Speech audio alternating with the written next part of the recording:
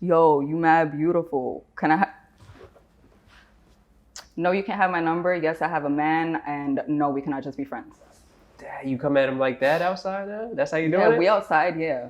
Say you're like in a social setting, club, wherever, maybe at a yoga function. I don't know, but there's someone that A catches. yoga function. I don't know, right? You see his chakras like light up. You can see it in your eyes, right? Like you're the only one that sees my it. third Though. eye. Yeah, Like, you're the only one that sees chakras. it. That makes me want to shake my root chakra. So, is there some kind of signal you may give off to this person? Like, what? How can someone know that you're into them? Like, what happens? What do you do? I give him this look. But they see in slow motion. Right? It's like Exactly. Like I'll do it in regular motion, but you're gonna process it as slow motion. Yeah. You just know. So if that person sees it in slow motion, you're like, all right, cool. I'm gonna make that part in slow motion too. Perfect. Everybody's watching, like, oh my god. All right, so you just give. It's usually just a look. That's how I shoot my shot. If you shoot your shot, so okay, shooting your shot is giving that look. It's the look of it. You ever go out of your way to actually? You ever in the past? You ever go out of your way to actually talk to somebody like that you're into? Like he didn't make the first move, but you made the first move. Start talking. Yo, that's a good question. No, because I know how awkward I could be when I approach people that I'm into. Is that just? Are you just like a general awkward person, or? It comes out often, yeah. So I guess I am a generally awkward person. Yeah. It comes out. Yeah. All right, so you don't shoot your shot off because it might come out a little funny. Right? Like I hate it when confident me does some shit and then awkward me needs to like deal with what confident me just did. Mm-hmm. So in your head, you see it going a different way, but it actually comes out another. Right. Yeah. All right, so usually you look. Are you more? What about the opposite end of it? Are you just are you an unfriendly person when like someone's trying to get you you're not into, or do you try to keep the guise of being friendly? Like how does that work with you? What do you mean? Like, am I not friendly when somebody approaches me? Yeah, and you're not into them because you know, like I feel like I might have done it before too. I mean, a lot of people do it. Someone's like talking to you and they're trying to talk to you in that type of way, but you're just not feeling them at all. So you try to you keep it short. You try to like end the conversation, but you might still talk to them, but you just like. Obviously, give them signals like, yo, this is not gonna. In today's day and age, today 2020, I want to say I'm rude 60% of the time and really nice 40% of the time. But it depends on how much intensity you approach me. Like, I deal with a guy every other block asking me for my number when I'm trying to get from point A to B. I'm gonna hit you with the rudeness. Yeah. But if we're like in a setting where it's about socializing, I'm gonna be a little nicer. But if I'm really just trying to get to my destination and you're bugging me, like talking about you so beautiful, like let me get your number, I'm not gonna hit you with the kindness. But now if you approach me and just give me a compliment, I'll take it like nicely. But if you're asking me for my number and my info now, I'm not gonna be nice. Now if it's a bar or if we're at a lounge and like, a guy is like trying to ask me for my number, I'm not gonna give him my number, but I'm also not gonna be rude because we're there to socialize. So it's a little different. I got you. So yeah, it definitely depends on the setting, right? Exactly. So, but that's good. That's cool that you brought that up. Just walking from point A to point B. You'd rather not entertain those kind of interactions, but have you ever had an interaction that was successful? In terms of a guy approaching outside in public. I actually finally developed a generic way of hitting people who approach me in the street. Give it to me. Give it to me. So pretend you're like trying to get my number real quick. Nah, I can't. You're not gonna make me come up corny in this camera. All right, fine. I'll pretend to get my number. I'm not gonna get rejected on camera, so that's not gonna happen. All right, so I'm Andrew. Yeah. Yo, you mad beautiful. No, you can't have my number. Yes, I have a man, and no, we cannot just be friends. You come at him like that outside now? That's how you doing it? Yeah, we outside, yeah. Yeah? Mind you, like, I'm probably trying to catch that train. Like, I'm trying to get somewhere. So it's just like, every second that I spend answering your questions, it's just like a waste of my time. All right. So if it's a question that's stopping or impeding your progress, no, you're going to give that automatically. But if if it's a compliment in passing, you're okay with that. Exactly. You're okay with that? Like, if you just quickly tell me I'm beautiful, I will say thank you. Like, yeah. But if you're like trying to stop me, you're gonna regret like trying to stop me. I felt that. I'm a little scared now. There has been moments where like a guy will ask me for my number in such a gentle way, and I'll go, I don't give my number to strangers, but you can follow me on Instagram. Yeah. And they'll go, will you follow me back? And I would say no, but if you would like to see more of me, you can follow me on Instagram. That's like the most I'll do. I won't give you my number though.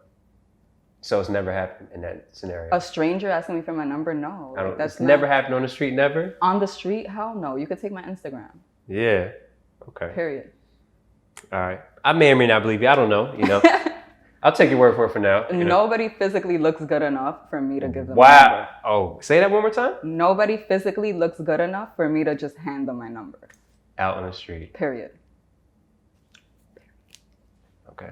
All right. Someone's going to slide in my DMs and say, yo, I got her number at this place and that day. She's lying. So the text right here. These are all generic responses to like the things that I put up with on the regular. Like, you can follow me on Instagram, but I'll check out your page. And if you're worth following back, we'll follow you back. Oh, shit. Okay. All right. Does that sound cruel?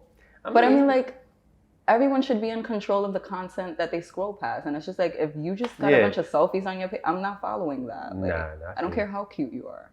I got you. Now, why is it like that? Why do you think you came to the point where, you know, you feel like your responses are so sharp? Is it because it happens way too much? The frequency is just too much and you just got tired? It's like, I gotta figure out how to nip this in the bud. Once I really started valuing my time the way I do, I had to like start cutting things out that were taking up little bits of my time that add up.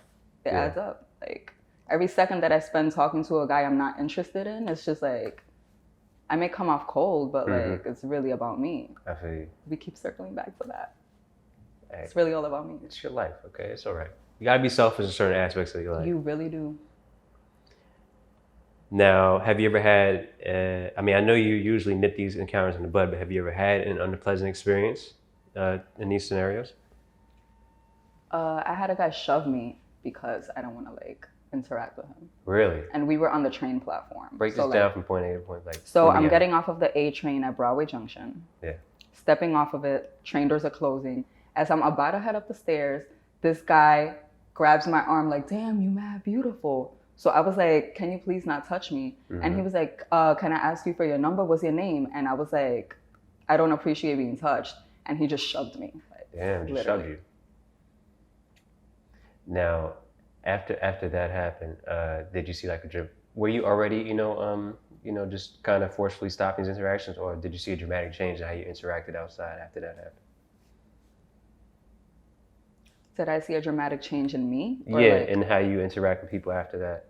I had to put up more of that front. Like I had to like strengthen that that generic approach.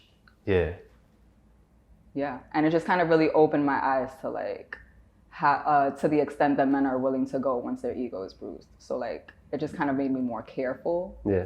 But definitely strengthened that front that I have to put. Okay.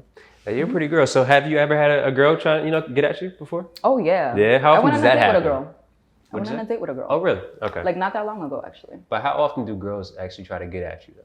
So not as often anymore, but I went to Fashion Industries High School, and I don't know how much you know about Fashion Industries, but it's 90% girls. Oh, okay. It's a 10-floor school, 90% girls. I graduated with a massive graduating class, but was able to count the boys with one hand. Wow. So I had girls legit grab my face and kiss me. Like I had like a lot of like girls come off as very intense while going to high school, but after that I haven't been pursued by girls like that. All right, none of them stop you in the street trying to talk to you. Nobody's stopping. Yeah, I feel like it's a little different. Like, because girls are more reserved with their energy when it comes to pursuing. Like, yeah. Now, all right. So you met this the guy you're currently talking to. He was just a friend that you knew him because you guys always been friends. Or did you meet? How'd you meet? We met because he's a friend of a friend. Friend of a friend. Okay. So like he's been like around that circle often, but like we just never crossed paths before. Gotcha. We've both been like around the same friend group, but never crossed paths. So I feel you. So the end of last year, yeah. I feel you. All right, now you were in it for 7 years. Gotta keep bringing 7 years, baby. Now after you got single though, did you Did you try using a dating app? Yo, how do those work? I guess that's a no. Like, it takes away from the organic feeling of like meeting somebody and seeing if there's a vibe. Like, I'm just such a first impression, like vibey person that I can't get into this dating app. That's actually what I meant when I said I started dating my ex at 17 and we broke up at like 24 and I crawled out into the world and things are different in the dating world. Yeah. All these apps now, like this is the new thing and I just can't get into it. I feel like such a grandma. Yeah. No, I mean, it's just new to you anyway because you were, in a relationship for so long and you wouldn't be using it at 17 anyway. Like 17 years where you're using dating apps. But you meet people more organically. Yeah, and I guess I'm pretty lucky because all the things that I do for work require me to socialize like on a constant basis. Exactly. The modeling, the yoga, even real estate, which I do by the way. But I'm constantly engaging with people, so I guess it's like kind of one-sided for me to say I don't understand these dating apps. I get it for people who are like in an office all day or like